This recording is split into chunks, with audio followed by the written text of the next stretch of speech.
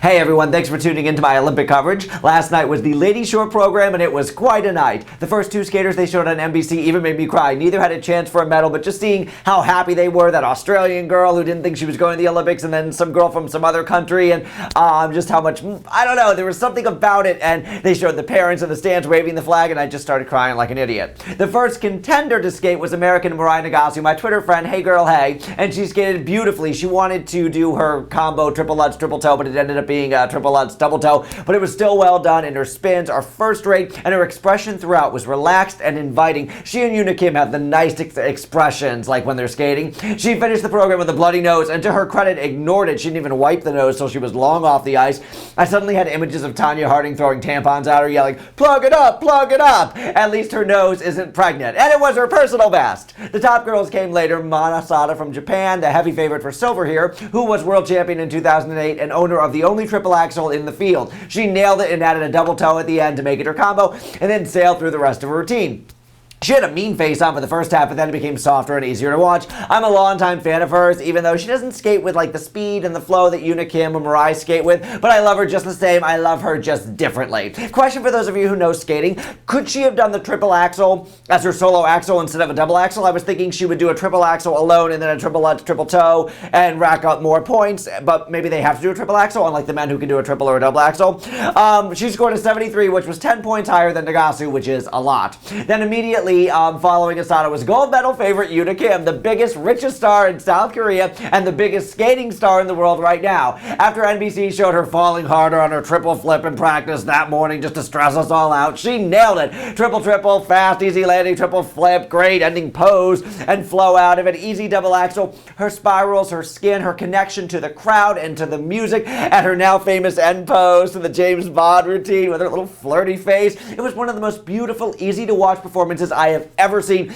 You can't imagine that she skated so free and easy with the expectation of the whole world on her shoulders, not just her country, because we all love her and we expect her to win too. Una scored a 78.5, which is a world record in the sport, a world record, and it didn't surprise me with all the huge numbers they've thrown all week. So great job. Oh, what a relief when that was over, and I can't wait to see her skate again. I just feel that way. Like when she left the ice, I'm like, I can't wait to see her skate again. Caroline Costner from Italy is always so awkward. I don't know why I'm talking about her, but she always just has this goofy look on her face with wide eyes and wide mouth, like she has no idea what she's doing. She always falls. Last night she just put her hand down on her lutz, but it was enough to keep her out of the final group on Thursday. Thank God. Rachel Flatt, the little American with all the bubbly personality, as they keep telling us, skated as well as expected. She always skates well, landing a triple at but of all the top ladies, her choreography and extension and her spirals, they just look like a junior lady. And they always say she's just 16. Well, most other girls, they win the Olympics at 16 and then they retire. So it's not like Americans, she's just 16, dog. I know, but at 16, they were Michelle Kwan, Tara Lipinski, Sarah Hughes, they were done. The crowd wasn't into it either. I felt like they just, after watching those other two ladies blow our minds, it just felt like they weren't in the mood to sing, sing, sing. She scored again a personal best. I think it was a personal best. And it put her in front of Mariah. Both USA girls did well to finish 5th and 6th and make the final group of ladies. That's great. It doesn't seem like a very deep field in the ladies. It seems like there's clearly a huge gap between the top two and then a handful in it for the bronze, and then no one else is a contender. Maybe it's always like that. It kind of is always like that. There's always 2 girls competing for the gold, 3 or 4 for the bronze, then everyone else is just happy to be there. I guess if I look back over skating the last whatever years, it's always like that, so I guess this isn't any different.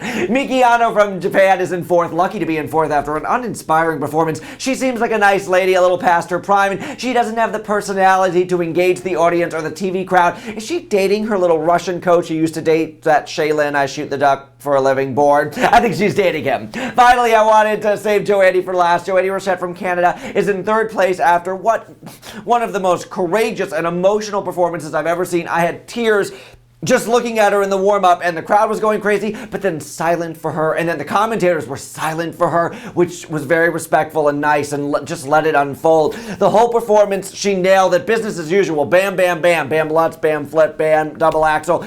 And she had tears, and you could see her quietly waving to the crowd afterwards, but you could see it on her face. Just so much pain, but also this, I know you're wishing me well, so thank you. There was such gratitude on her face. It was just one of those moments I had to look away.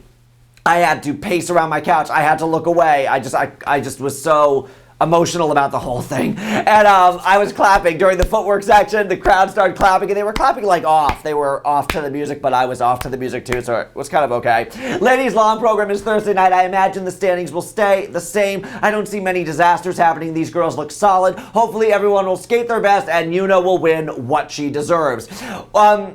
I mean, seriously, I'm thinking about, in general now, I'm just thinking off the top of my head, like, I hope she wins, and I hope she continues and becomes even more of a bigger star for skating. It's like, what the hell? I was trying to think when I was writing my notes about this, what the hell happened to Shizuka Arakawa? Where is she? What a waste. What a waste of an Olympic gold medal. I don't know, maybe she's doing something in Japan and I don't know about it. And Sarah Hughes is in college, wah, wah, good for you, blah, blah. And Tara Lipinski is not acting, making that horrible commercial for the USFSA. That was so terrible, and they didn't even light her properly. Thank God for Dorothy Hamill and Christy Yamaguchi. I'm done. And more Olympic notes. That guy, Sven Kramer from the Netherlands, who was going to win the gold in the 10,000 meter speed skating, and then his coach told him to go on the inside lane instead of the outside lane, and he is pissed. He said something like, when you lose, you don't want to blame someone, but how could I not blame someone else?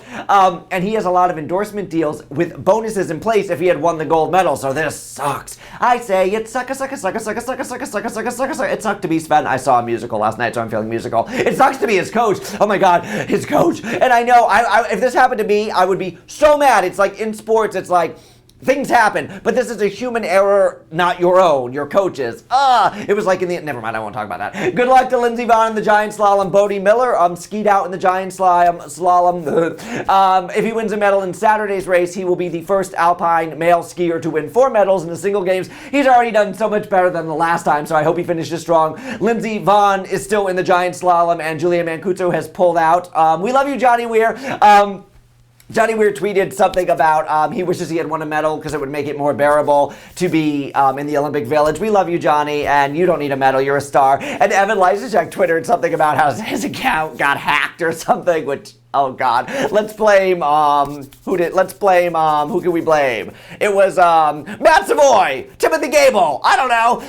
And Evan thinks that Jeremy Piven is a great guy. His Twitter...